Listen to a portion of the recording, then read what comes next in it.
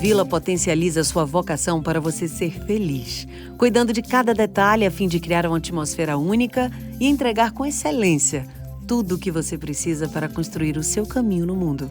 We are an international school.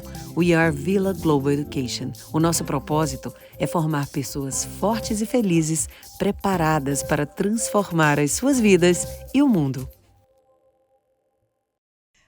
Olá, eu sou Selma Brito, diretora pedagógica do Grupo Vila.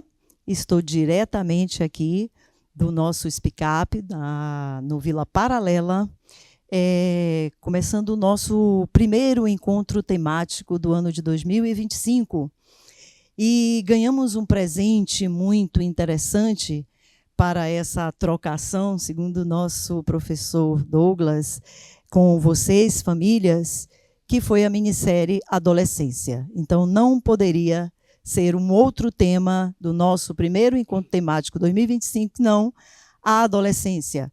Mas, considerando a adolescência um período de transição entre a infância e a fase adulta, então é lógico que falar de adolescência também é falar de infância e também é falar de adulto. Tá? Bom, mas, logicamente, que a gente gosta de trocação, né? E estamos bastante interessados em colaborar com essa discussão, porque tratar essa corresponsabilidade de cuidar da adolescência. Esse é o nosso grande objetivo aqui. Tá? Então, por isso mesmo, é que, como o Vila sempre se preocupa e como o propósito nosso é desenvolver e formar pessoas fortes e felizes, capazes e prontas para transformar as suas vidas e o mundo, isso tem que ser um ideal, né, para todos nós e também em todos os nossos momentos que a gente pode dividir e multiplicar esse propósito, a gente faz. Então, essa mesa, e aí nós estamos de fato diante, né, de muita gente para nos ajudar a compreender o pano de fundo, né, discutir a adolescência tendo como pano de fundo a minissérie Adolescência, ok? Bom, e para isso, como o Vila também se preocupa com as suas dimensões, e as suas 7 dimensões, e o currículo também para as famílias e para todos nós temos 2 das 7 dimensões aqui que vão estar bastante fortalecidas na nossa conversa. Uma delas é o multiletramento, afinal, estamos falando de uma obra, de uma minissérie, uma obra fílmica. Então, como expressa e como fala sobre a adolescência através desta obra. Então, nós também teremos, nos ajudando aqui, um profissional que vai nos ajudar a desenvolver o nosso letramento fílmico, que faz parte da nossa dimensão multiletramento. E a interculturalidade, porque vamos falar de uma obra que não é nacional, né? Uma obra britânica. Tem alguma diferença? Isso altera alguma coisa? Nós vamos discutir também aqui, ok? Bom, para nos ajudar a fazer essa leitura apurada, nós temos aqui alguns convidados.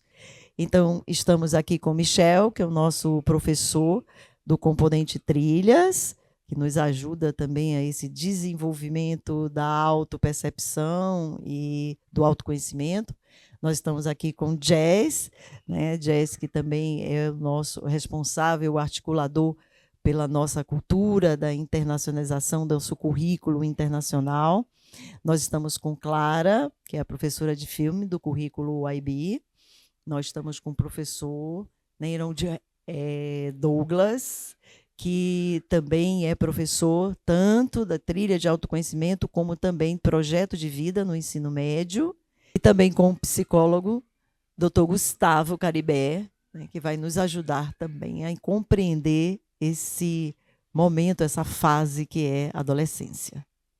Bom, mas para começar o nosso bate-papo, o letramento é muito importante. A gente vê todo mundo falando muito desta série e, às vezes, fazendo inferência e dizendo que o texto diz isso. E, às vezes, o texto não diz nada disso, né? Uma vez Caetano falou sobre isso. Fizeram uma análise da minha música que eu me assustei. Eu não falei isso. E disseram que eu falei, então está falado. né? Então, é justamente que a gente infere sobre alguma coisa que não está posta. Professora Midian também trabalha muito com os meninos isso na hora da interpretação, e que a gente acha que interpretação é o que a gente quiser interpretar e não aquilo que está no texto, né? A interpretação é tirar do texto o que ele realmente está dizendo. As inferências, aí é o estado da arte, cada um que faz a sua. Então, Clarinha, nos ajude a compreender como ler esta série, que série é essa, e tudo que você pode trazer para a gente. Antes, eles vão se apresentar rapidamente para que vocês saibam, de fato, né, de que lugar eles estão falando. Boa tarde a todos, aos colegas, obrigada pelo convite, Selma. Bom, primeiramente me chamo Clara Balena, sou professora do IB Film, componente curricular do International Baccalaureate aqui no Vila. Também sou diretora, roteirista e primeira assistente de direção da produtora Camaleoa Filmes. Também sou co-criadora e crítica do site Matinê Baiana e também faço outros trabalhos audiovisual, né? Porque essa vida de audiovisual não para. Hoje nós estamos aqui, né, para retratar essa série Adolescência, e foi muito engraçado perceber o quanto a série foi capaz de atingir diversos públicos. Não só os pais, como também os adolescentes. Então, Adolescência, né, uma minissérie da Netflix, lançada pela produção britânica. E é muito interessante também analisar o contexto, como a obra foi criada.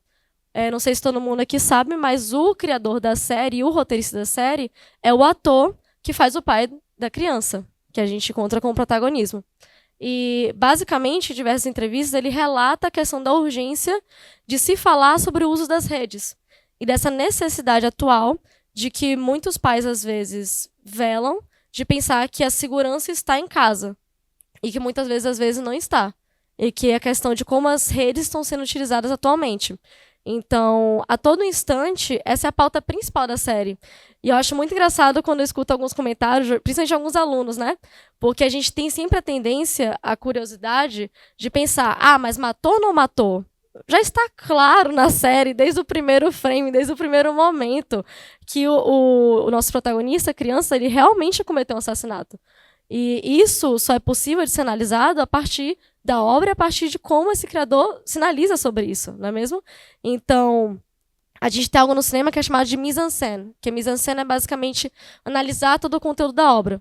Do mesmo modo que a gente precisa analisar uma pintura, do mesmo modo que a gente precisa analisar uma obra musical, em filmes e narrativas também existe isso.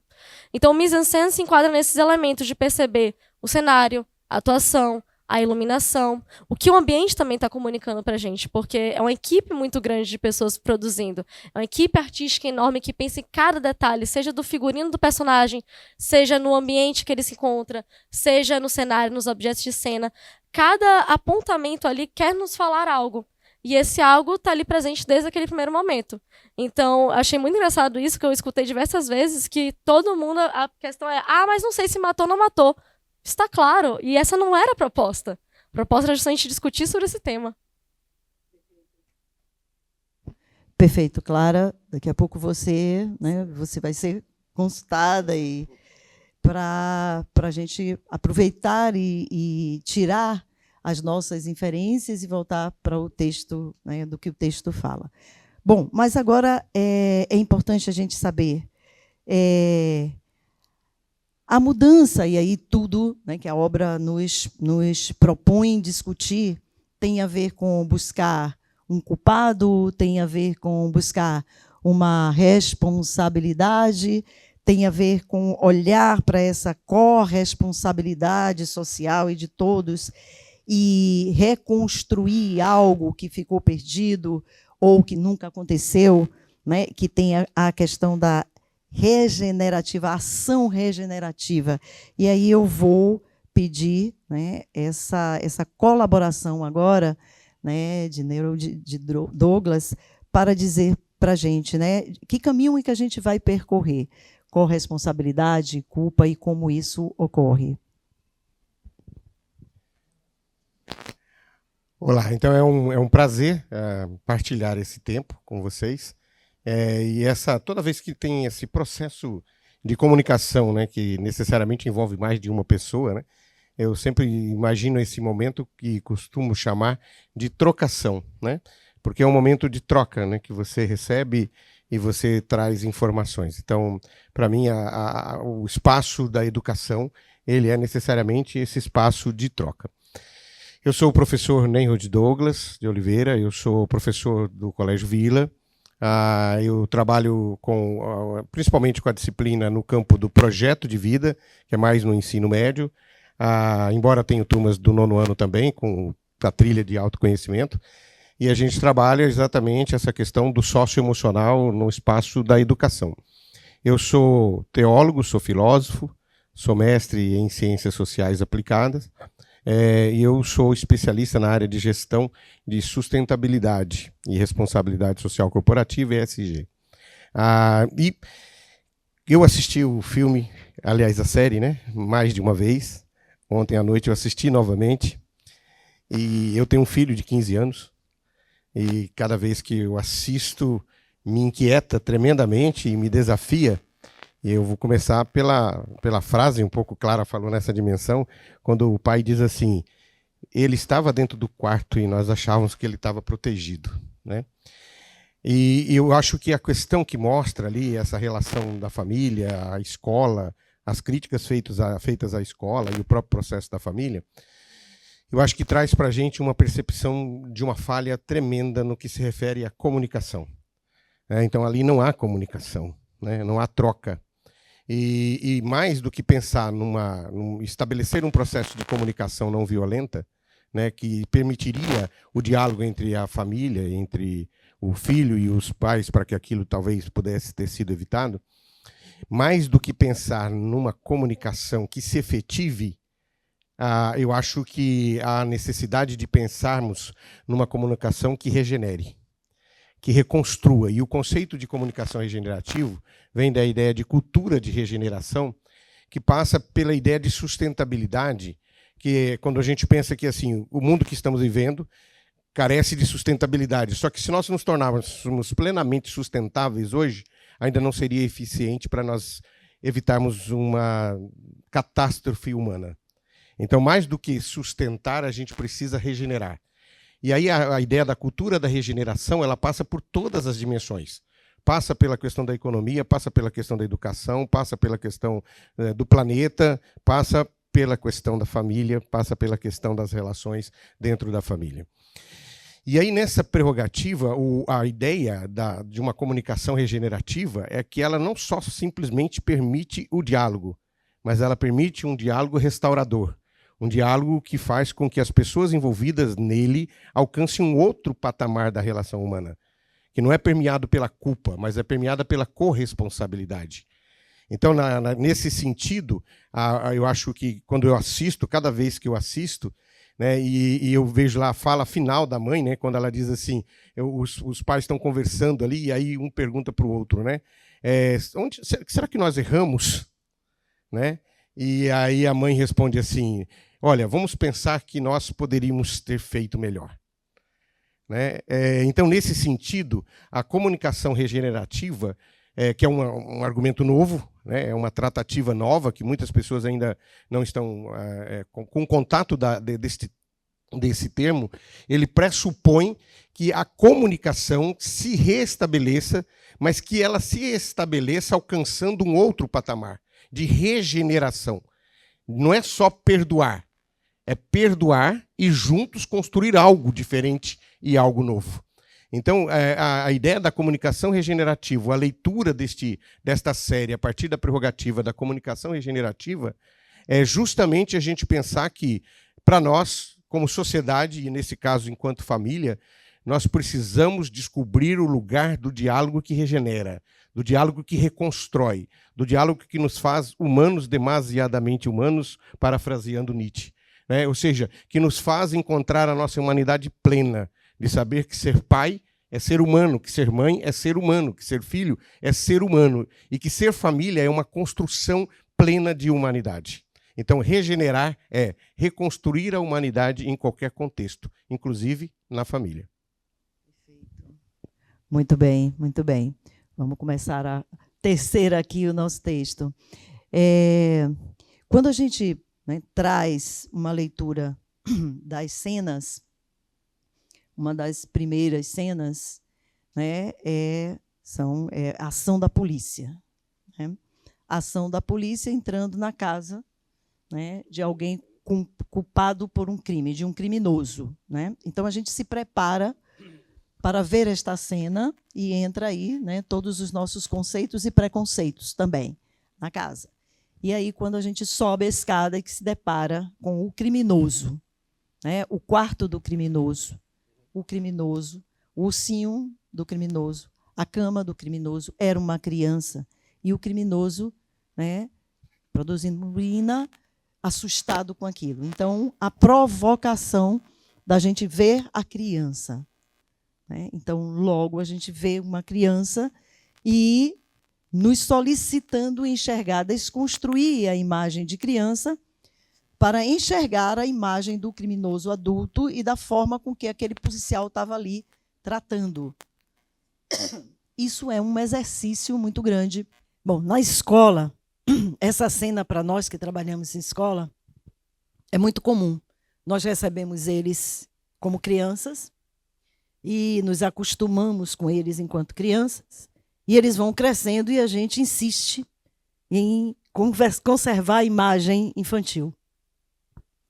E eles deixam de ser crianças e são adolescentes.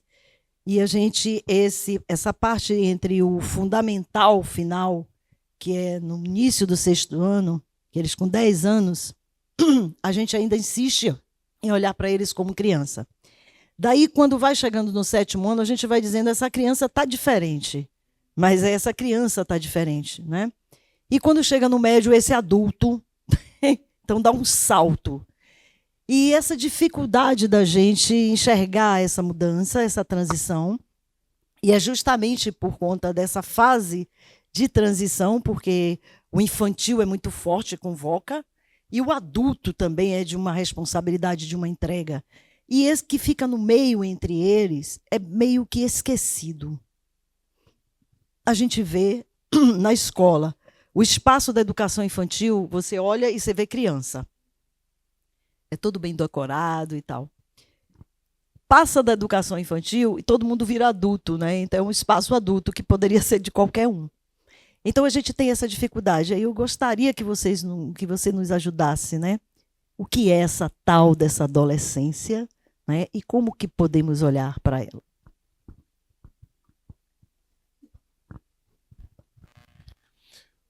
Olá, meu nome é Gustavo Caribé, eu sou psicólogo clínico, sou mestre em ciências da saúde e doutorando também na mesma área, neuropsicólogo e neurocientista. E, curiosamente, também professor, só que de ensino superior e pós-graduação. A adolescência, ela tem um recorte curioso, porque se pararmos para avaliar o processo, nós temos fatores culturais, nós temos fatores relacionados à maturação, que o principal ponto é o tempo. Duas crianças que nascem no mesmo dia, daqui a 3 anos, ambas terão 3 anos. Há 10 anos, 13, e assim sucessivamente. No entanto, existe uma diferença que nós chamamos de maturidade. A maturidade, ela está diretamente relacionada aos estímulos para qual cada criança foi exposta. E é justamente essa maturidade que faz com que cada criança adote uma forma de ver a si, ver o mundo e de projetar o próprio futuro. Isso é curioso porque nós hoje, na adolescência, encontramos fatores que estão para além da cultura local. A globalização tem nos auxiliado em muita coisa. Contudo, essa mesma globalização influencia na forma como a gente se vê, porque eu vou utilizar padrões, critérios, formas de administrar, valorizar dadas características, muito em função do que globalmente é valorizado, muito em função do que a gente absorve do que acontece em uma outra cultura, em um outro país, em uma outra dinâmica. Uma curiosidade, na década de 80, apesar de falar da década de 80, não sou tão velho assim, a gente teve a influência dos boy bands, as bandas de grupo de adolescentes, de jovens. E isso influenciou a nível global, mais do que local. Depois foram as meninas. E isso foi influenciando onde uma determinada cultura era comum, era uma prática convencional, comum, e que foi crescendo e outras culturas foram se apropriando daquilo. E a série adolescente, ela traz justamente um ponto interessante onde, apesar da série ser gravada dentro de uma cultura britânica, ela toca outras culturas que se apropriam e muito desses temas que são próprios de uma cultura que não é mais britânica, mas que é global. Termos como incel. Tem um ponto curioso, porque esse termo incel, eu confesso que eu tive contato na minha prática de atendimento de adolescentes. E eu não imaginava a repercussão que isso causava a nível global e me causou um espanto justamente pelo impacto. E o interessante é que quando eu comento com algum colega ou pessoa de faixa etária próxima sobre as terminologias e que não atendem, não trabalham com crianças nem adolescentes, eles desconhecem essa terminologia e desconhecem outras terminologias que são próprias de uma cultura dentro de uma faixa etária. E esse ponto é o que acaba pegando a gente. Porque se pensarmos nos pais, a ideia de proteção, ela é é mais uma reprodução do que eu aprendi de como meus pais me protegiam. Meus pais me protegiam marcando horário para voltar para casa. Meus pais me protegiam ficando atentos para onde eu iria à noite. Isso mudou. Agora, ficar em casa não é mais um significado de proteção. Estar no quarto deixou de ser. E qual é o maior problema? O problema é que a gente precisa que esses pais se reinventem com um novo olhar do que é risco e do que é proteção. E essa parte é complicada, porque o que eu carrego é o meu repertório, é o meu modelo de proteção, que é o que eu aprendi sendo protegido enquanto filho. E essa dificuldade, e que a série denuncia de forma muito própria e muito característica, é justamente esse incômodo que faz com que a gente se questione até onde há segurança e até onde existe risco. Bom, estamos aqui tecendo, né, nosso textinho. E aí eu vou voltar para a Clara, para depois passar para você, Jazz.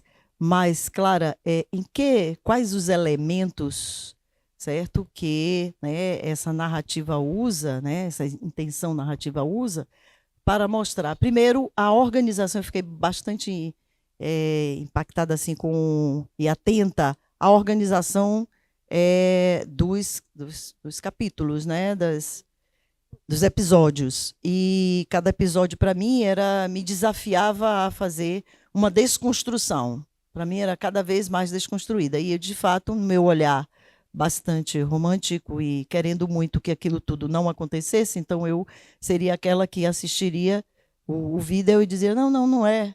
Tá vendo logo que não é? Tá? Então, eu demorei. Eu estava esperando um desfecho outro, né?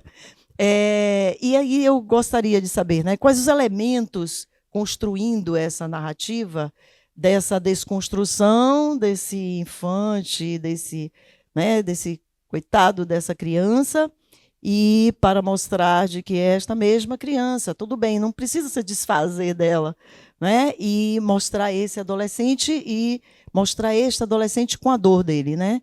Então é tirar dele e aí não era mostrar a culpa, mas primeiro mostrar a dor, né? Então me mostra aí como é que eu poderia ler isso. Primeiramente, é muito interessante isso, porque é o intuito da série, a gente, primeiramente, olhar essa criança infantilizada. Basta reparar o ambiente, basta reparar o modo como ele se assusta com a polícia, a questão de solicitar o pai. Então, toda obra fílmica existe sim uma manipulação de emoções, isso é um fato inegável. Toda obra fílmica quer mostrar algo, quer representar algo e quer dizer algo. Então, consequentemente, ele vai manipular suas emoções. Isso acontece em toda obra fílmica e é o que eu ensino muito para meus alunos. Então, a série em si, ela justamente inicia desse modo para a gente ficar suspeito, porque é um crime, a gente não quer acreditar, a gente não quer que isso se siga. Mas justamente, como eu havia relatado, a série já busca esses sinais. E qual é o sinal? Existe a inferência que no quarto, quando o menino apoia a mão assim assustado, tem um recorte na parede, né, no papel de parede, que representa já a faca. Então é ele segurando a faca imaginária, já relatando esse primeiro caso do crime. E a questão também desse nervosismo dele, e principalmente a cena final da filmagem, aquilo ali é uma comprovação clara e objetiva. Ele realmente cometeu esse crime. E é muito interessante que, apesar de ser uma minissérie que acabei de ler ontem, que está pretendendo ter uma segunda temporada, já estão anunciando a proposta de ter uma segunda temporada. Não sei se irá trazer novamente, né, a narrativa em si, ou se acabará se tornando uma série antológica. O que seria antológica? Seria uma mesma temática, mas cada temporada com uma narrativa diferente, que acontece com várias séries populares, como Black Mirror, por exemplo, que também é Netflix. Mas você vê que é um ciclo completo.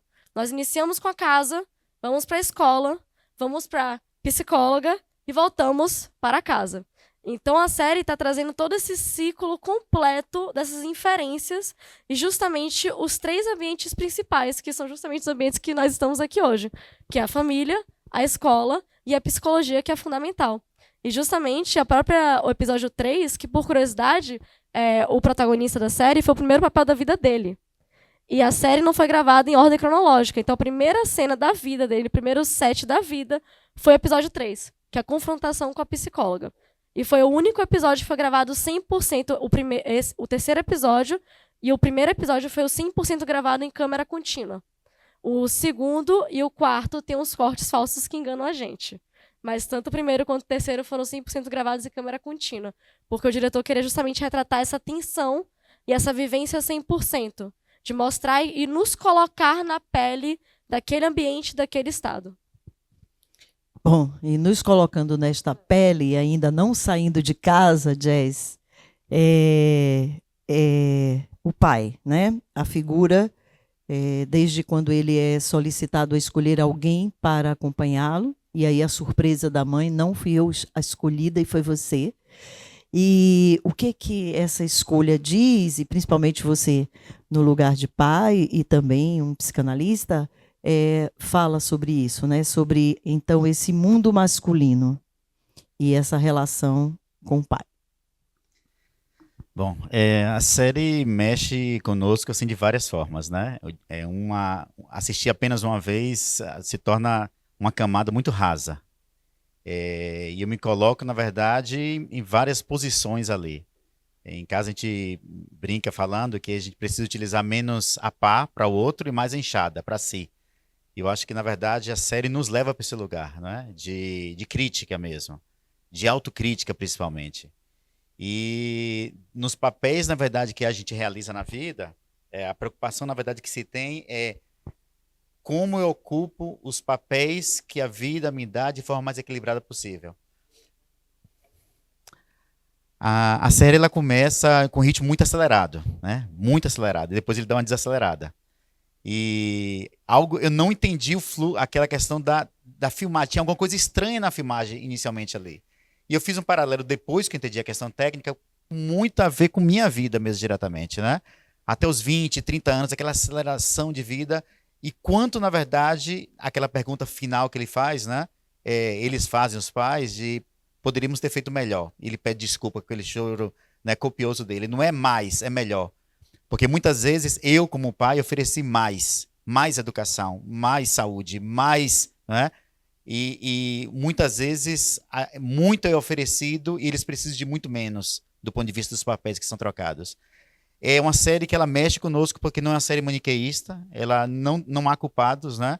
É uma série que é interessante porque ela é escrita por homem, é idealizada por homem, ela é filmada em sua grande maioria, se não totalidade, por homem também. E o que é que o homem tem a falar com essa comunidade, não é? O que é que eu, como pai, na verdade, tenho a falar com meus filhos? Eu tenho um filho de 22, uma filha de 17 e outro de 15. E eu tenho um papel a exercer, na verdade, em relação a isso. Então, a série ele retrata dois pais ali, né? Um regenerativo, como o professor Douglas falou, que o policial, que inclusive foi o primeiro papel que o escritor pensou que o protagonista faria. Tipo assim, você vai ser o policial. Ele falou, não, eu quero ser o pai. Então ele escolhe ser o pai.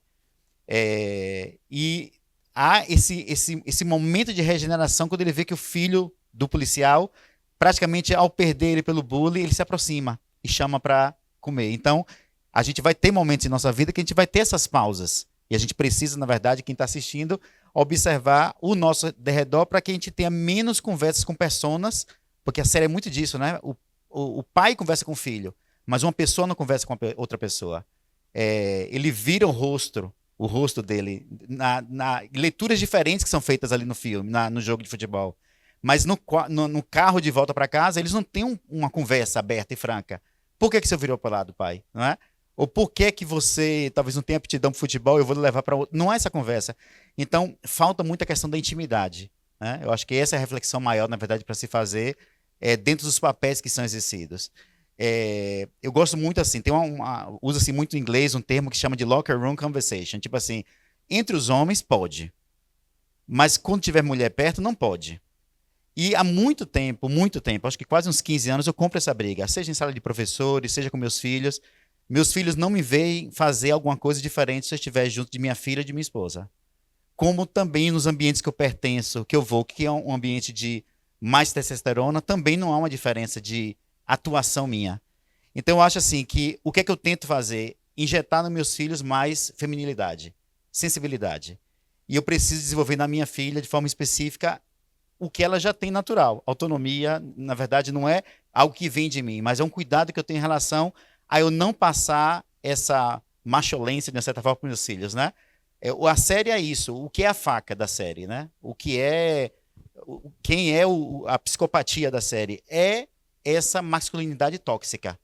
É esse o lugar, na verdade, que se tem. E é uma família comum, é um filho comum, é um pai bom, é uma mãe cuidadosa, uma irmã também. Então, é uma série terrivelmente normal do ponto de vista de família. Todo mundo se enxerga naquela família. E todo mundo deve se enxergar também no processo regenerativo de cura dessa família também. Então, qual o nosso papel em relação a isso? O que é que nós fazemos, né? Pais, mães, irmãos, no processo de criar mais intimidade e menos ocupar os papéis que temos de gestor, professor e qualquer outro que nós ocupemos na vida, né? Esse eu acho que é a reflexão principal que precisamos fazer. Gustavo, dizendo isso, né, esses cortes, e eu vou usar aqui o simbolismo da faca, e que dá na estrutura psicanalítica também, né, o corte, né, e dentro dessa relação, né, desse desenvolvimento humano e essa participação de pai e mãe nessa construção, né, dessa relação aí triangular, que foi construída dentro de uma moral, de uma cultura que vem, e que agora a gente está num outro formato que discute até a própria leitura psicanalítica das relações. O que você traz como elemento para pais e mães hoje que ocupam outros lugares, que não são mais aqueles lugares, e o corte, né, que era dado, né, dentro da leitura psicanalítica, né, o pai é que corta o cordão na relação materna e, principalmente, né, a estruturação da psique masculina, a importância desse corte da mãe e que é o pai que faz. Dentro desse novo contexto, isso cabe, essa faca mostrada e essa revelação no aniversário do pai, quer dizer algo? Tem uma curiosidade que eu não sei se vocês perceberam, e é que na série eles trazem leituras da adolescência de diversos personagens. Nós temos o personagem principal, o Jimmy, que tem a situação, né, que se torna o protagonista. Nós temos uma leitura da fase de adolescência do policial, que era popular, que era bem quisto, que era bem visto. Nós temos a fase da adolescência da colega do policial, a sargento, que já traz uma leitura da adolescência dela ruim, do lugar da escola como lugar insalubre, doloroso. E nós temos, no último capítulo, ou no último episódio, uma leitura da adolescência dos pais. Quando eles viveram aquela adolescência, onde eles se conheceram no ensino fundamental, ensino médio, foram crescendo enquanto casal. E aí ela traz a experiência do baile, da queda, da brincadeira, daquela relação de como era. E aí a gente começa a pensar em alguns fatores. Porque é justamente a leitura que cada um tem da sua adolescência que vai conduzir a leitura que esses pais farão da adolescência dos seus filhos. Um ponto curioso é que, como foi citado, o policial. O policial, ele tem uma perspectiva de... Ele foi o centro das atenções na adolescência.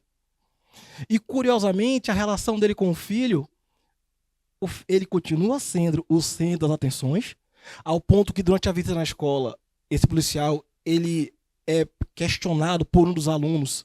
Nossa, então você foi isso, você foi aquilo, enaltecendo a trajetória dele na época da escola. E, no extremo oposto, o filho desse cara, que é popular, que foi popular, que tem reconhecimento, ele é o extremo oposto.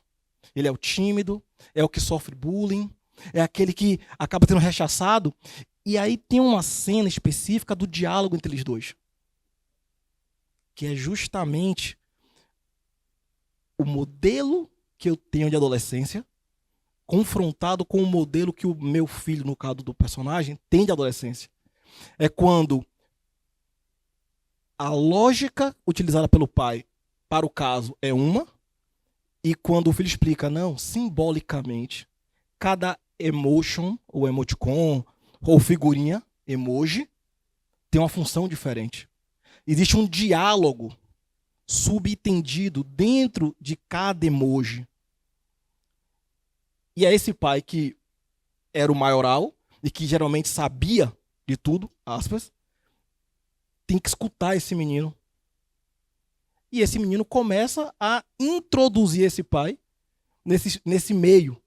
Só que tem um ponto curioso. Lembra que eu falei que o adulto interpreta a adolescência a partir da sua perspectiva de adolescência, do que ele viveu? Chegou um momento em que esse pai ele não conseguia mais estar nesse lugar de ouvinte, de espectador, de quem tem que aprender com o outro. E aí ele começa a adotar uma postura mais séria. Esse pai, ele se fecha e começa a chamar o filho de filho. Mas uma curiosidade, não havia um histórico desse pai chamar o filho de filho. E o filho pontua: pai, para. Você está me chamando de filho. E você nunca me chama de filho.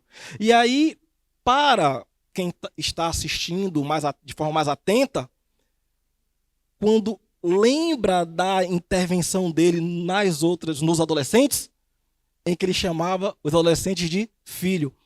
Só que ele estava interrogando esses adolescentes. Então, o que a gente consegue observar é que, diante daquele lugar que agora não era mais o da estrela, o de que sabe, e que tinha que ouvir, ele não consegue sustentar e ele volta para a figura do policial que interroga. E esse filho, ele acaba entendendo a situação, pontuando e se afastando. Claro que depois tem um desfecho da conversa no estacionamento com a ida para, de fato, uma conversa para o restaurante. Mas o próprio processo de como se dá essa relação é uma relação que é conflituosa, e não me refiro aqui apenas à relação daquele pai, o policial, com o filho, mas como ela se torna conflituosa dentro da dinâmica de pais e filhos. E por que conflituosa? Porque o conflito ele surge de forma natural quando há divergências de ideias. E o jovem ele tem uma influência cultural, que é uma cultura que mudou, porque a cultura ela é metamorfa, ela se molda, ela é metamorfósica. E esse pai, por não ter esses recursos, enxergando aquele adolescente com os olhos da adolescência dele, vai tentar fazer cortes. Cortes orientados por uma reprodução de um modelo de paternidade, uma mãe que vai tentar também adotar cortes balizados por um modelo de maternidade, mas que, diante da cultura atual e dessa globalização cultural, mudou. E aí nós temos pais, se a gente pensar grosso modo, mais liberais, pais mais rígidos, mães mais liberais, mães mais rígidas, e fica nítido que esses pais liberais ou mais rígidos são reproduções, seja por medo, e aí vem um gancho para a fala do pai do Jimmy, quando ele fala que ele apanhava do pai, e que, para ele seria, no caso, na condição de pai, um pai diferente. Um pai em que ele não usaria da violência para com o filho. Só que isso se torna paradoxal, porque o filho é culpado de um crime violento. E aí vem a pergunta: de onde vem essa violência? Entendemos que nós somos compostos por repertório. Repertório é o que nós chamamos de comportamento aprendido. De onde vem essa violência do Jimmy para ele assassinar a colega? Deixa aberto que essa pergunta é ótima. Essa questão de onde vem a violência, né, ou o que faz esse pequeno menino, né, esse anjinho, né, virar demônio, né, onde estava esse processo. E aí eu quero chegar justamente na escola e nesse aprendizado social, né, que por muito tempo foi em casa, tá? E as experiências do aprendizado social em casa era possível porque eram muitos filhos, né, muitos irmãos, então dava para se aprender socialmente em casa porque você convivia com muita gente. Hoje são cada vez menos irmãos, ou quase nenhum, ou nenhum. Então, esse aprendizado é com os adultos, que por serem adultos, olham a infância e dizem assim, poxa, não vou competir. Então, não tem negociação, porque a criança sempre ganha do adulto, porque é criança, né? Bom, então é na escola que vão começar os primeiros passos de aprender a conviver com outros e aprender a negociar, aprender a apanhar, aprender a bater, aprender. Bom, então vamos sair de casa e vamos chegar para a escola. E aí, Clarinha, vai para você e depois, Michel, se prepare, mas, Clara, chega na escola, é esse ambiente, e aí eles usam de recursos tanto do discurso como da estrutura para falar o quê da escola? Primeiramente, uma curiosidade sobre esse episódio, que foi o último episódio a ser gravado, e ele foi mais complexo, porque contava com 500 figurantes, que eram esses adolescentes, né? Então, eu acredito que esse é um dos episódios mais importantes, porque ele comunica um tópico central que perpetua além da comunicação, que é a escuta. Nós não temos a tendência a escutar os jovens. Isso é um fato. Porque eu vejo muitos relatos disso, todos passamos pela adolescência. Todos nós passamos pelas primeiras questões. E a adolescência, querendo ou não, é um dos momentos mais cruéis, às vezes, do ser humano, porque é onde a gente está experienciando e vivenciando as primeiras informações sobre a vida. Os primeiros amores, as primeiras decepções, os primeiros dilemas. Então, a escuta é o essencial. E foi por conta da escuta que o policial foi capaz de compreender sobre o crime. E foi a partir da escuta, e também tem uma parte muito interessante, que foi pouco debatida, sobre a questão da personagem que é a amiga, que ela perde, né? E a gente entra um pouquinho nesse parâmetro um pouco mais feminino, porque nós temos o policial e nós temos a delegada. E a delegada retrata muito sobre esse caso da escola, e principalmente a fala dela que se torna a própria crítica à série. Quando ela fala, e é algo que passou, né, perpetuou, ela fala, todo mundo se preocupa com o assassino, mas cadê a vítima? Tanto é que o único momento que a gente escuta a voz da vítima é na cena final da escola, quando a gente muda o enquadramento da câmera, a câmera tá voando e a gente escuta uma música. A música é cantada pela atriz que encena a protagonista morta, que é justamente uma música sobre luto. Então é o único momento que a gente escuta a voz dela. Mas a todo momento a gente não escuta a voz da vítima. Unicamente naquele momento quando ela canta. Então, essa forma de demonstrar a escola também é a questão da escuta. Então, quando essa amiga, pela primeira vez, tenta se abrir com a professora, porque ela agride o outro aluno, ela não consegue se expressar, então ela parte para a agressão, ela fala que ela perde a amiga dela, quando ela está prestes a dialogar com a professora interrompe e fala, vou te passar para outra pessoa. É a ausência da escuta, e você percebe que logo quando ela tenta afastar ela, o que ela faz, ela se recua e diz, não, vocês não me escutam, vocês não querem me escutar. E é justamente o que diversas vezes a gente tem a tendência a fazer. Porque, obviamente, a fase adulta tem implicações e dilemas tão gritantes quanto, mas a adolescência é o primeiro momento que eles passam sobre isso. Então, é nunca diminuir. É realmente ter o poder da escuta, o que não é fácil. A gente não tem essa cultura de escutar, a gente tem a cultura de se comunicar, a gente tem a cultura de passar informação. Então, a escuta, principalmente com jovens, é essencial. Diversas vezes eu passo intervalos da escola dialogando, escutando dilemas, escutando vivências, porque é importante para eles, é essencial para eles. É o momento que eles estão para poder se abrir e poder dialogar e, principalmente, pedir conselhos. E eu acho que um ponto que a série trouxe muito positivo é sobre a questão do uso das redes. Minha geração foi a geração que cresceu com as redes, né? Então, é muito interessante ver que a linguagem que eles utilizam é a linguagem atual. Eu só mudaria o meio de comunicação, porque atualmente esses jovens nem usam nem mais Instagram, muito mais Discord ou Reddit, que são redes sociais que os pais precisam também estar atentos.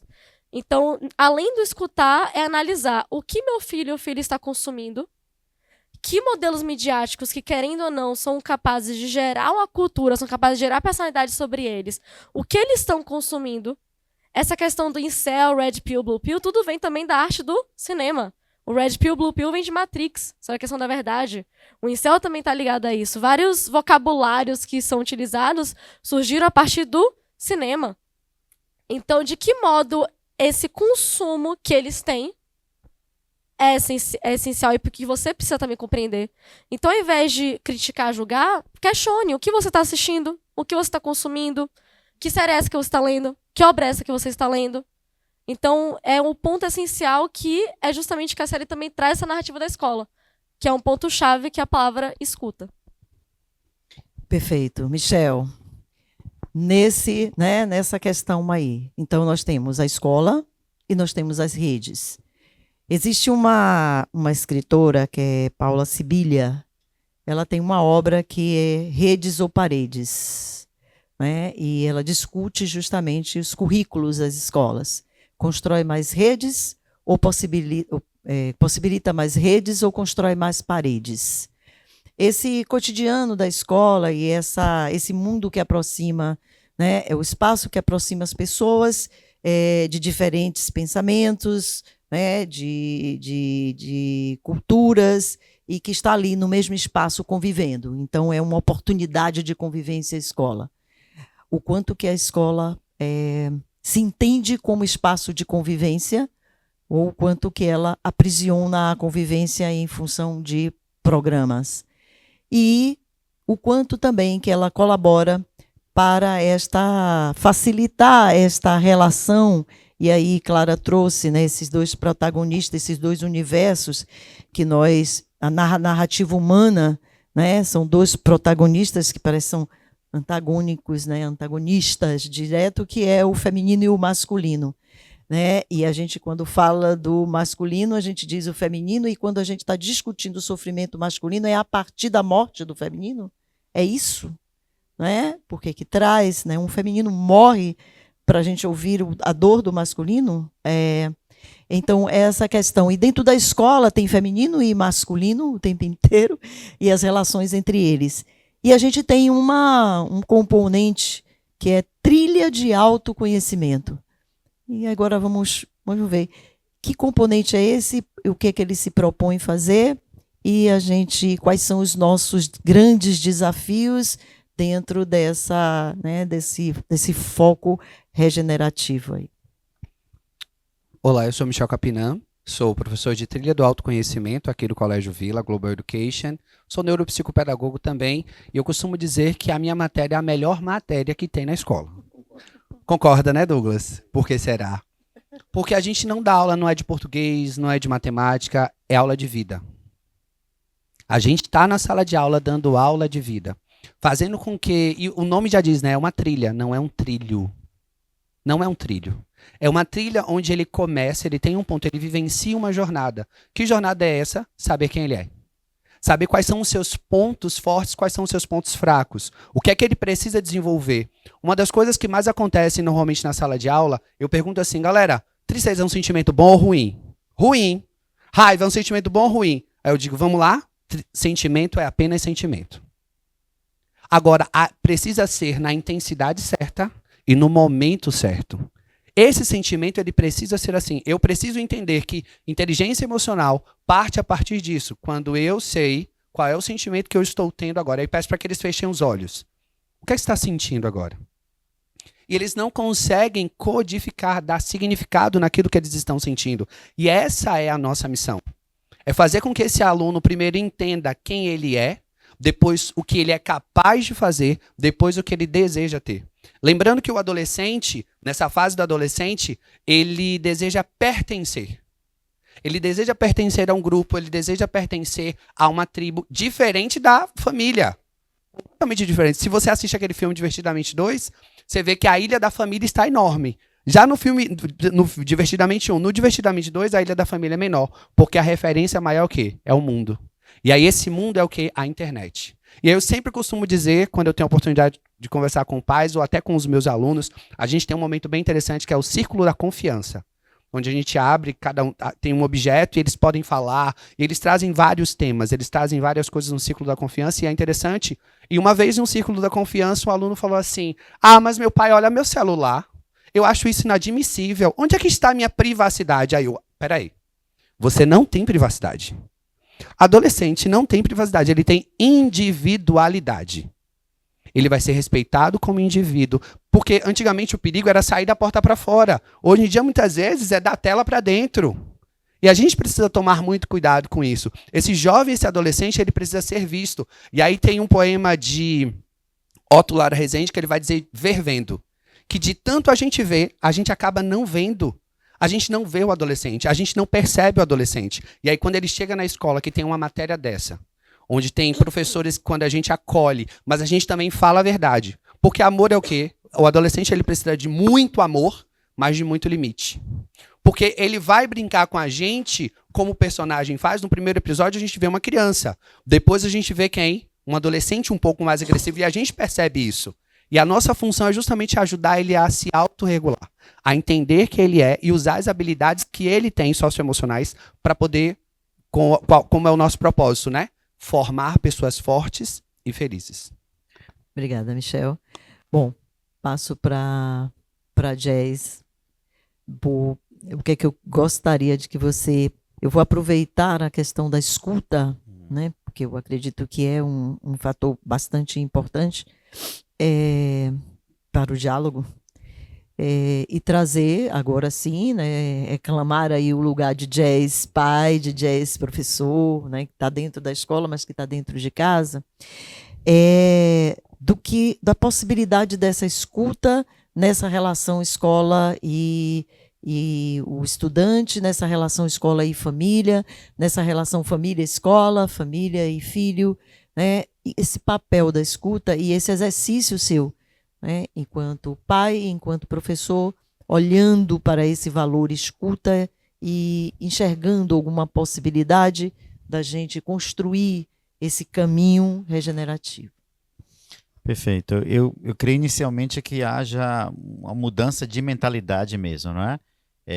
Assim como na série ele fala, eu fui melhor do que meu pai, eu fiz um pacto de não ter a violência física, nós precisamos fazer pactos conosco mesmo, né? Do que queremos nos tornar em relação a essa escuta. Eu venho de uma geração que normalmente a criança ou adolescente é para ser vista e não escutado. É praticamente um ditado da época, né? Não tem voz ativa. Eu venho de uma época também onde as escolas não têm repertório emocional para ser trabalhado, né? As emoções sempre eram postas em segundo plano, porque o técnico da informação é muito mais importante, né? Passar em avaliação é muito mais importante. Nós estamos em um ambiente institucional que valoriza a questão da felicidade, a questão do bem-estar. Não basta só a performance acadêmica, mas como é que isso é conduzido. Então, eu creio que muito dessa relação do pai é eu me colocar entendendo que essa fase ela não é uma fase só de transição inexistente, né, que se chama de aborrecente muitas vezes, né? Tem vários adjetivos para isso, né? É a não compreensão da gente em relação à questão hormonal, à questão de mudanças, à questão de identidade e como é que nós atravessamos isso. Muitas vezes atravessamos no silêncio, muitas vezes não tínhamos nome a dar às coisas, né? Não se chamava de bullying, não se chamava de... Não sabíamos nomear, principalmente nomear a questão da emoção. Se hoje é um desafio, imagine há um tempo atrás. Então, eu creio que o que é que a gente precisa, né? Primeiro é reconhecer que, antigamente, como o doutor Gustavo falou, a preocupação dos nossos pais era nos proteger da rua. Hoje, a preocupação nossa é proteger nossos filhos de quê? Né? Desse mundo da tela que sucumbe, né? Internamente. Nós perdemos nossos filhos hoje dentro dos quartos dele. E é silencioso, não incomoda. Então, isso normalmente não traz o lugar de reflexão nosso necessário. O silêncio, que é ensurdecedor, né? De saber assim, ele sai para a refeição, muitas vezes. Tem família que nem o hábito de... Às vezes não tem como, né? Assim como o pai de Jamie, nós sempre tentamos fazer mais. Mas muitas vezes não conseguimos, na verdade, filtrar aquilo que é necessário e o essencial. Então, o que é realmente essencial na minha família? E esse local da escuta, obviamente, ele ocupa a proeminência, ou deve ocupar a proeminência. Se não ocupa ainda, deve ser uma reflexão. Para que o que é que meu filho, minha filha tem acesso, o que é que eu posso, na verdade, conversar, em que lugar de ponte de diálogo estou nessa comunicação, ou se eu vou ser mais um estranho na vida dele, né? Se eu não consigo desenvolver a intimidade que é necessária, que a gente não vê nos diálogos do filme, da série de forma específica.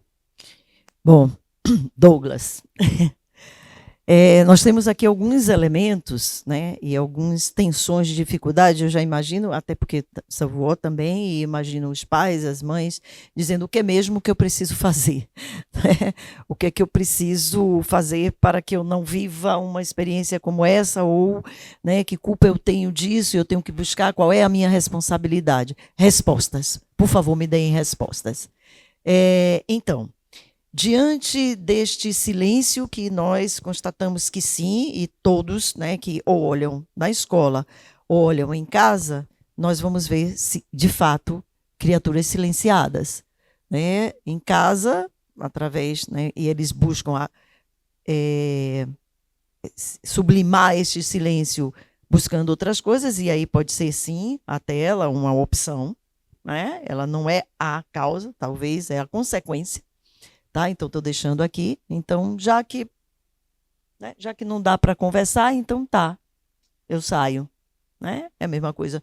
Já que aqui está incômodo em casa e ninguém me entende, então eu vou para a rua. Ok. Então, pode ser uma consequência.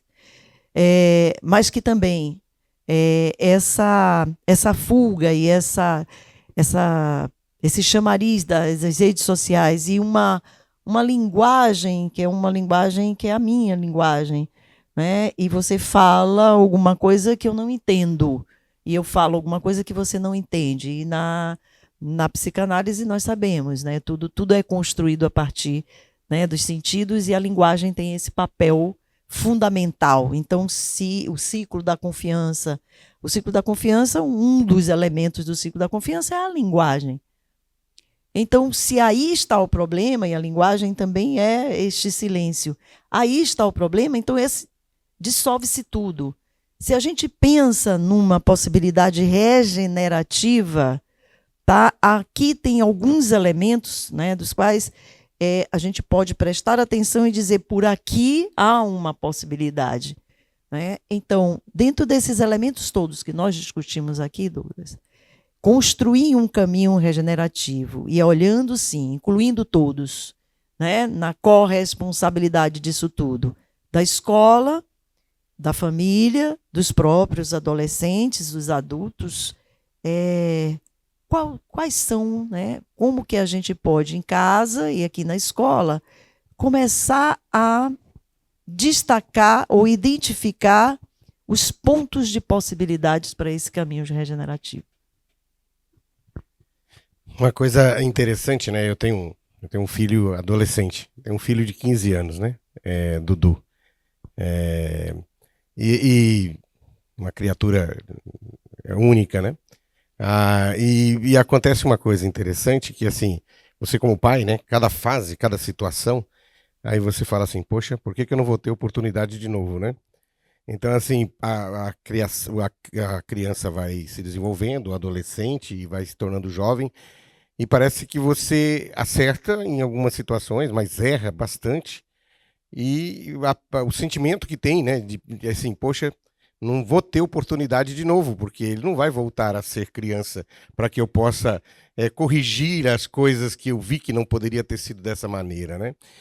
E aí uma das coisas mais fascinantes e ao mesmo tempo angustiantes desta paternidade, aí eu vou trazer para a escola, é que primeiro, não vem com bula, né?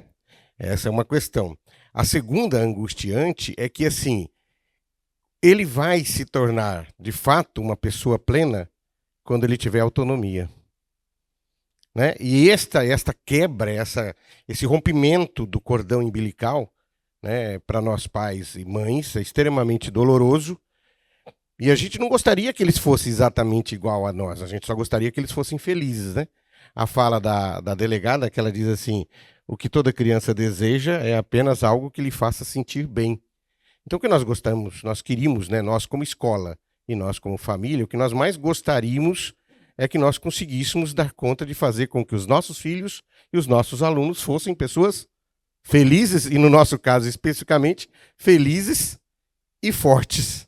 Né? E aí eu fico pensando que essa trocação, e eu vou trazer sempre essa palavra, né, na relação escola e família, passa por um desafio gigantesco de nós percebermos que esta relação é uma relação de parceria. Não é uma relação de cliente e fornecedor, ainda que não seja na rede privada, mesmo que seja na rede pública e que não haja o envolvimento de uma mensalidade. A relação que precisa se construir entre a escola e a família, de perceber que sozinhos a família não consegue e que a escola sozinha também não consegue. E que, portanto, a escola e família precisam entender que a relação, de fato, é de mutualidade. Né? E que nesse processo de mutualidade, a construção desses caminhos de diálogo, de proximidade, de transparência, né, de coragem de dizer as verdades sobre os processos, é o que pode permitir fazer com que nós erremos o mínimo possível.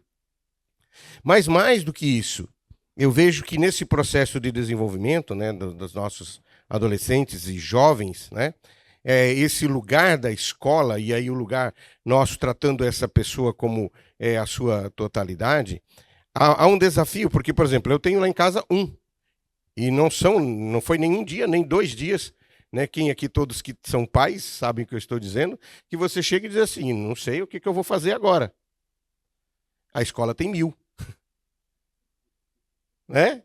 Então, e aí eu gosto muito, esses dias eu utilizei na sala de aula com os alunos a música Pais e Filhos, né, do Legião Urbana, e aquele momento que ele diz assim, vocês culpam os seus pais por tudo, mas eles são crianças como vocês. Né? E o que você vai ser quando você crescer? Né? Então, eu acho que esse caminho do diálogo, esse caminho da escuta, e dentro da dimensão da comunicação regenerativa, da família regenerativa, da escola regenerativa, passa pelo viés da comunicação não violenta. E dentro da CNV, ela pressupõe que o primeiro pilar da CNV, eu trabalho CNV no mundo corporativo, vou trabalhar na sala de aula com os meus alunos logo, já avisei isso para eles, mas a CNV, o primeiro pilar da CNV, do corporativo, é observar o fato e não interpretar o fato. Observar o fato como ele é, o que está revelado para mim e para você, e não a minha interpretação sobre a situação. Então, acho que a questão no diálogo é interpretar o fato como ele é. Não é o que você acha, é o que está aí, é o que está posto, é o que os dois estão vendo. E para isso só é possível através do diálogo. Havendo esta observação sem pré-julgamento, você pode estabelecer um outro passo da comunicação não violenta, que é o quê? Identificar o quê? Os sentimentos e as necessidades. Marshall vai dizer no livro da comunicação não violenta que todo conflito se estabelece porque uma necessidade não foi satisfeita. Então eu acho que o caminho da construção, sabe, Selma e colegas, né, que estão aqui, né, e os pais que vão nos ver nessa comunicação, nessa troca, eu acho que o caminho passa por uma parceria corajosa, transparente, por uma parceria de admitir que nós estamos tentando e que nesta tentativa vamos errar, mas que muitas vezes também vamos acertar. E nesse feedback, nessa acumulação desses processos de acerto e erros com esses jovens, que a gente possa escutá-los e que nós possamos nos escutar mutuamente, sem o pré-julgamento, identificando as necessidades dos atores que estão presentes, desses adolescentes, destas famílias e da comunidade educacional. E aí nós possamos, então, identificar os sentimentos e aí construir o contrato, construir este diálogo, né? Quer dizer, olha, eu não julguei, eu identifiquei a necessidade, a mutualidade da necessidade, e eu identifiquei os sentimentos que estão presentes para que possa haver uma comunicação de fato, e aí estabelecer processos que a gente consiga encontrar. Aí sim, o que eu vi nesse episódio é de entender, e isso que me angustiou mais como pai, de perceber que aquele mundo que o menino estava vivendo, e quando ele interpreta muito bem na fala com a psicóloga, que para mim ali foi terrível, assisti 4 vezes. Né? Eu falei, não é possível, eu quero entender tudo isso. E ali havia, na verdade, o quê? Um universo paralelo. Esta comunicação do mundo virtual, da internet, essa coisa toda, para os nossos meninos, é um universo paralelo. E que se nós, pais e escola, não estivermos juntos num processo de parceria para descodificar ou entender minimamente esses códigos, nós não iremos nos comunicar com eles. Esses dias atrás descobri em uma das salas que eu estava dando aula, e os meninos, né, eu falo para eles, não fale, vai atrapalhar a aula, né? Calma, vamos lá. E aí eles se comunicando com... Aí eu descobri que eles estudaram códigos de comunicação de Libra para se comunicar entre eles e os outros não entender o que está sendo falado. Ou seja, eles constroem esse universo paralelo porque lá eles se sentem mais confortáveis do que às vezes entre nós. Então a gente precisa descodificar e ter coragem de admitir que nós estamos construindo juntos. Tem uma frase que eu amo, e eu já usei ela num outro momento, do Rubem Alves, que diz assim, para isso existem as escolas, não para ensinar respostas, mas para ensinar perguntas. As respostas nos permitem andar sobre a terra firme, mas somente as perguntas nos permitem entrar pelo mar do desconhecido. Educação é isso. Escola é isso. E a escola e família juntos conseguem fazer esse diálogo que a gente vai conseguir fazer com que esse lugar seja um lugar de troca, um lugar de escuta ativa, de respeito e de construção de algo que eles se sintam mais confortáveis em estar conosco e apresentar para nós as suas dores para que a gente possa, de alguma forma, estar perto deles e cuidar com amor nesse processo de construção deles, nessa autonomia tão necessária. Bom, como falar de adolescência sem considerar o adolescente? Essa foi a crítica que eu ouvi aqui. E é claro que estão certas, né? Adulto falando de adolescente, está tudo certo, mas e na perspectiva do adolescente? O que é tudo isso? Né? E aí, justamente, né, dentro desta inquietação gerada pelo próprio adolescente que estava aqui nos assistindo, e também de falar tanto de silêncio, né? Vozes silenciadas, não poderíamos passar por isso sem aprender alguma coisa, tá? Então, nós estamos aqui com 2 adolescentes, né, que estão aqui representando, né, muita gente, mas, acima de tudo, elas mesmas. Tá? Então, eu estou com Carol e com Laís, que vão dizer, na perspectiva do adolescente, né, o que traz de mensagem na série, e também na perspectiva do adolescente, o que ele pode nos dizer como adultos. Então, a bola é de vocês. Quem fala primeiro? A gente aprendeu, tanto na aula de filme quanto na aula de literatura, que uma obra ela vai ser sempre direcionada a um público. Ela vai sempre procurar passar uma mensagem, seja ela uma mensagem para o adolescente, para os pais, para a família, e né, no caso dessa série, ela passa a mensagem para todos, para a escola, para os adolescentes e para a própria família. Durante a aula de filme, a gente também conheceu um filme, ele é bem antigo, chamado M. Ele fala também sobre um assassino da Alemanha e ele tem esse contraste de um rosto angelical com a personalidade de um assassino. Então é bem legal essa aula que a gente consegue fazer essas conexões. Sobre a questão da adolescência, tanto na série quanto na nossa própria vida, eu acho que essa série ela retrata muito sobre o que é deixado muitas vezes por debaixo dos panos, o que muitas vezes não é retratado na maioria dos filmes. Por exemplo, as comédias românticas que mostram só as festas, os amigos e toda a parte boa que vem com a adolescência, porque obviamente também não é feita só de partes ruins. Mas essa série ela procura trazer o lado que muitas vezes fica escondido, que fica por debaixo dos panos. E por fim, eu queria trazer uma reflexão para os pais também, que é uma reflexão de um ponto de vista diferente, que é a que ponto, tudo bem, proteger é bom, mas a que ponto proteger não vai causar uma reflexão, uma ideia nos filhos de que, pera, mas do que ela está me protegendo? Eu quero descobrir isso. E aí, talvez, se você protege demais, talvez a criança dê um jeito de descobrir o que ela quer descobrir por conta própria, e talvez seja pior. Essa é uma questão que eu sempre fiz. Minha mãe sempre fez muita questão de tratar comigo. Ela sempre fez questão de ser muito aberta, porque da natureza do adolescente você ser curioso. Então, às vezes, quanto mais você proíbe, mais o adolescente vai ter a vontade de fazer aquilo que você está dizendo. Olha, não faça.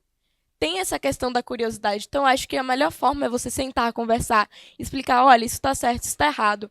Ao invés de só falar, não dar nenhuma explicação, falar, não faça. Acho que essa parte da conversa por parte dos pais para os filhos é o que faz os filhos desenvolverem esse conhecimento, saberem o que é certo e o que é errado, sem, pelas costas, tentarem descobrir por eles mesmos. Tem uma coisa aí que me causou, né, curiosidade, aí já que nós estamos com vocês, uma oportunidade também, sobre as redes sociais, sobre essa linguagem outra, porque eu me lembro bem que na minha fase adolescente era a língua do P, tá, gente? Que a gente falava.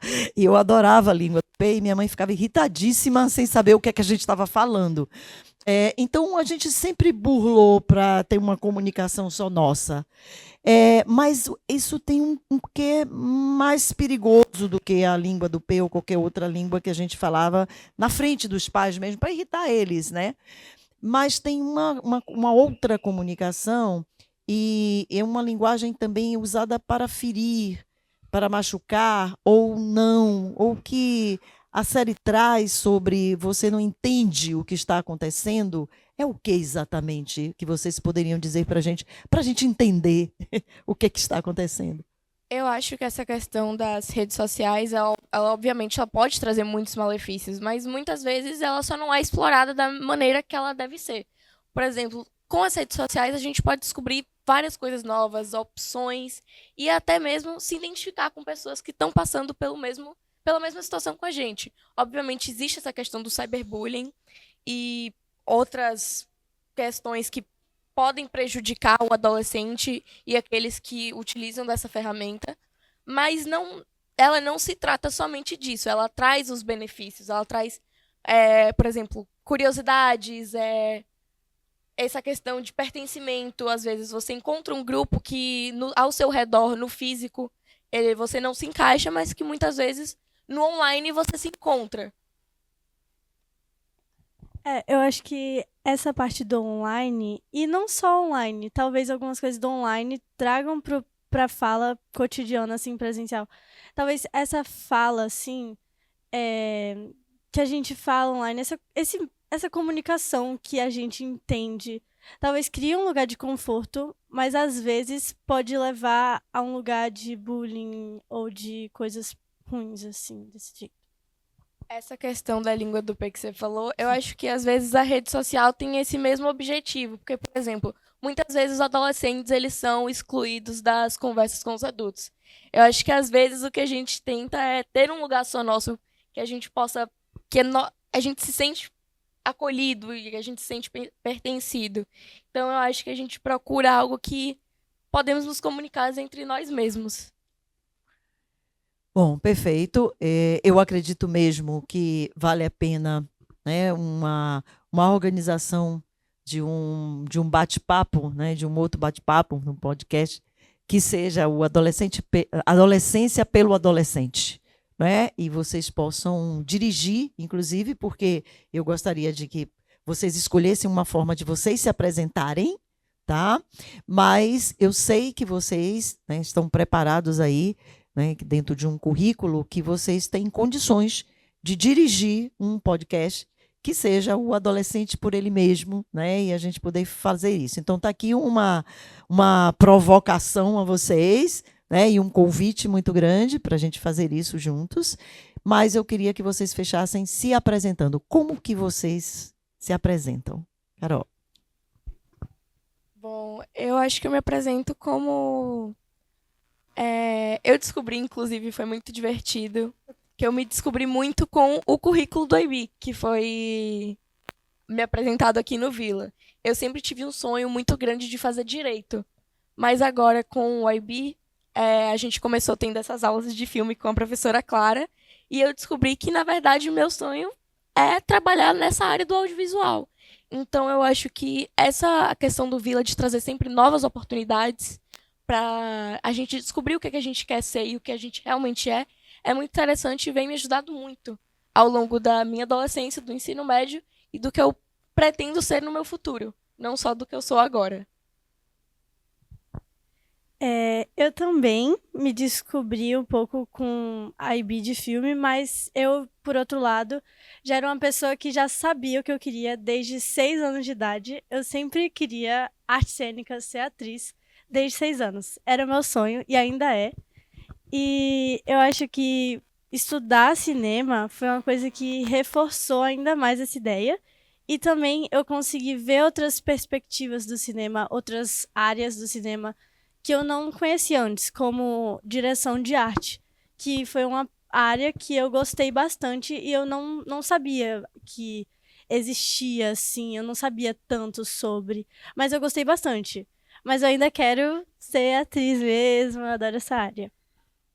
Bom, agradeço as meninas, obrigada por vocês provocarem isso, por vocês quererem estar aqui e quererem esse espaço e brigar por esse espaço, porque eu perguntei às meninas o que é que estava faltando, ele disse, bom, o adolescente, está tudo certo nessa mesa, só está faltando o adolescente para falar de adolescência, então, pronto, não está mais faltando o adolescente, fica aqui, então, né, o desafio para vocês é fazerem um podcast, né, Adolescência pelo Adolescente, tá bom?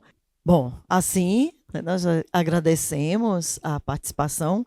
Fica aqui uma necessidade muito grande da gente olhar esse outro lado que foi silenciado, que é esse sofrimento feminino, né, nos protagonistas aí feminino, na dor da policial, né, na morte da adolescente, na dor também e na revolta da amiga que diz não estão se falando sobre isso, tá? E da própria mãe, né? A gente fica devendo essa, porque eu acredito que isso tem uma intencionalidade e que pode ser, que talvez seja o segundo, né? Mostrar esse outro lado, mas fica para nós, né, dizer que essa discussão ela é infinita, ela solicita de nós falar mais sobre isso. Então, que bom, é por isso que eu digo que nós recebemos um presente, a série, porque nos instigou a dizer assim, precisamos falar mais sobre isso. Então, esse é um primeiro ensaio nosso. Essas conversas vão continuar na escola, nas salas de aula, na formação dos professores, tá? E continua conosco, ouvindo, e principalmente fica uma mensagem muito forte, né, para a gente, de fato, desconstruir essa cerca de silêncio que existe e a gente ouvi-los mais e também fazer com que eles nos escutem, né? Nós também temos nossas dores, né, enquanto adultos, né? E tranquilizar aí quem está nos ouvindo, pais, mães, olha, não é culpa sua, é responsabilidade nossa. A questão é só essa. Muito obrigada e até o próximo encontro nosso temático.